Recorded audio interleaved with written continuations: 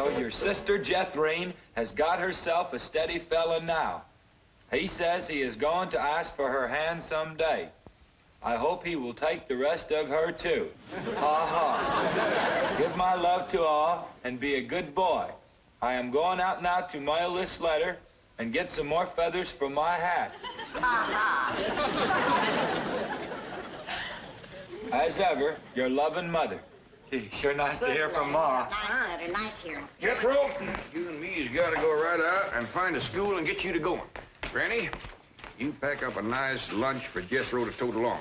How about a big mess of poke greens and chitlins with some pole and a big pot of sorghum to dip it in? Fine. Oh, Granny, it don't have to be that fancy. Some of the other boys here in Beverly Hills might not have it so good. They go to complaining to their folks. Let them complain. It ain't gonna hurt none to raise their standard a little. I'll get the truck up to Jay. Paul, please let me go with Jethro. I can help him fight if the big kids in the 5th grade goes to picking on him. I know for sure that Miss Hathaway has got other plans for your schooling. But with Jethro gone, I won't have nobody to play with. Oh, yes, she will. I just remembered something. Mr. Drysdale's stepson is coming home for Thanksgiving. And he's going to be living right next door. And you can play with him. Mr. Drysdale gave me some pictures of him. Here's some pictures of Sonny. That's what they call him, Sonny. He's been going to a lot of schools, and you ought to know some real good games to play. Ain't he something? Yeah, but what? Well, he's a boy. Are you sure? Ellie, just because he's wearing...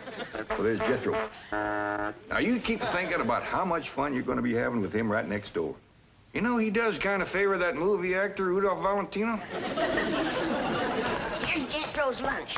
I didn't have time to fix much, but it'll hold him till he gets home from school. I got a little surprise in there. I've been saving it for a special day, and I reckon this is it. What is it, Granny? Deviled hawk eggs. Doggies. Makes me wish I was going to school.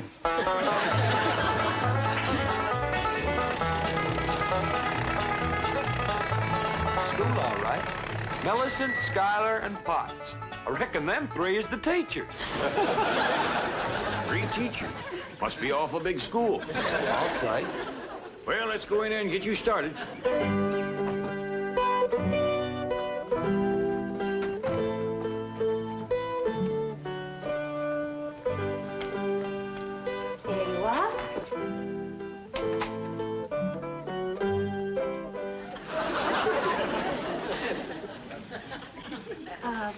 May I help you? Well, reckon maybe you can. Diana, someone has parked a most disreputable-looking vehicle outside my window. Perhaps it was these gentlemen. Oh?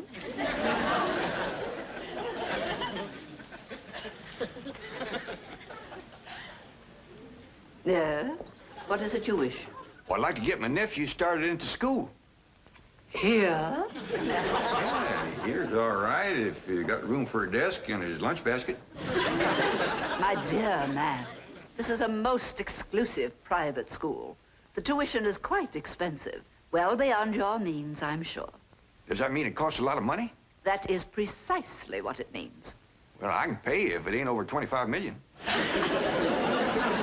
25 million? Yes, ma'am, that's all I got. Dollars? Yes, ma'am. In cash. Yes, ma'am. This is obviously a practical joke perpetrated by one of my envious competitors. What is your name? Jed Clampett, ma'am, and this here's... And you expect me to believe that you have $25 million? Well, no, not on me, ma'am, but my neighbor, Mr. Drysdale, he's keeping it in his bank for me.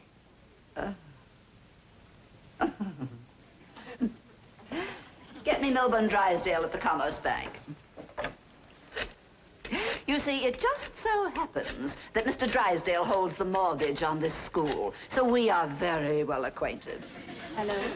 I'd like to speak to Mr. Now, Melvin Drive. if you wish to admit that this is a hoax and be on your way, we will forget the entire incident.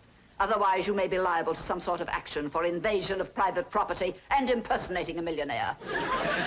Mr. Drysdale is coming on the line now. Thank you. This is your last chance, Mr. Clampett. My next call will be to the police. Very well. Mr. Drysdale, Millicent Schuyler Potts here. Come in, come in, come in, come in. Thank you, ma'am. Diana, tea for these gentlemen. Crumpet? Oh, no, ma'am. Clamp it. Tea, Diana. Use the spode tea set. Well, sit down, sit down, sit down, sit down. There's just the two of us. Allie Mae and Granny didn't come. Well, do make yourselves comfortable. Mr. Drysdale's exact words to me were, oh, never mind his exact words. Apparently he values your friendship greatly, and Mr. Drysdale is a very important mortgage. Ma'am. Now then, shall we talk about your youngster who's entering our 5th grade? What is his name? Jethro Bodine. Bodine? Jethro. No, ma'am.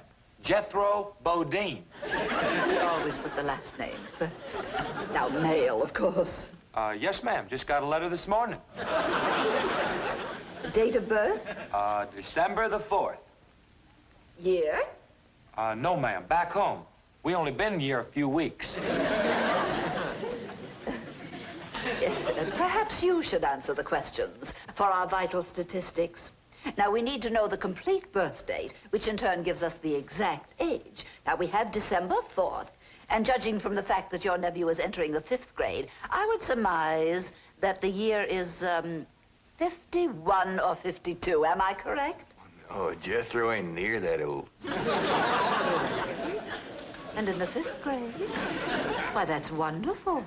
Well, perhaps we have a budding genius on our hands. Archie! I'll pour. Oh, Diana, I'd like you to bring me one of our boys' uniforms to show these gentlemen. A 5th grade size. No, on second thought, you'd better make it 3rd grade. He's younger than average.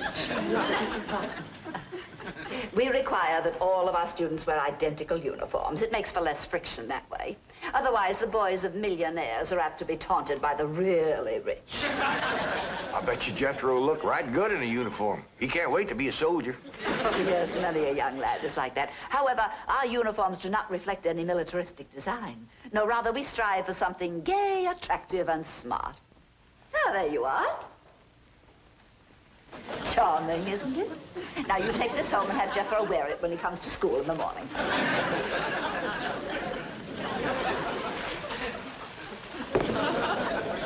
Wear this?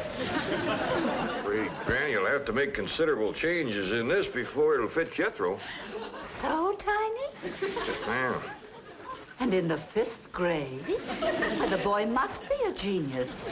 Well, you may be very sure that we will bring him out. If he wears this, he'll bust out. Now then, how do you gentlemen like your tea? We don't know, ma'am. We ain't tasted it yet. Oh, you are the fun-loving one, aren't you? Yes, ma'am.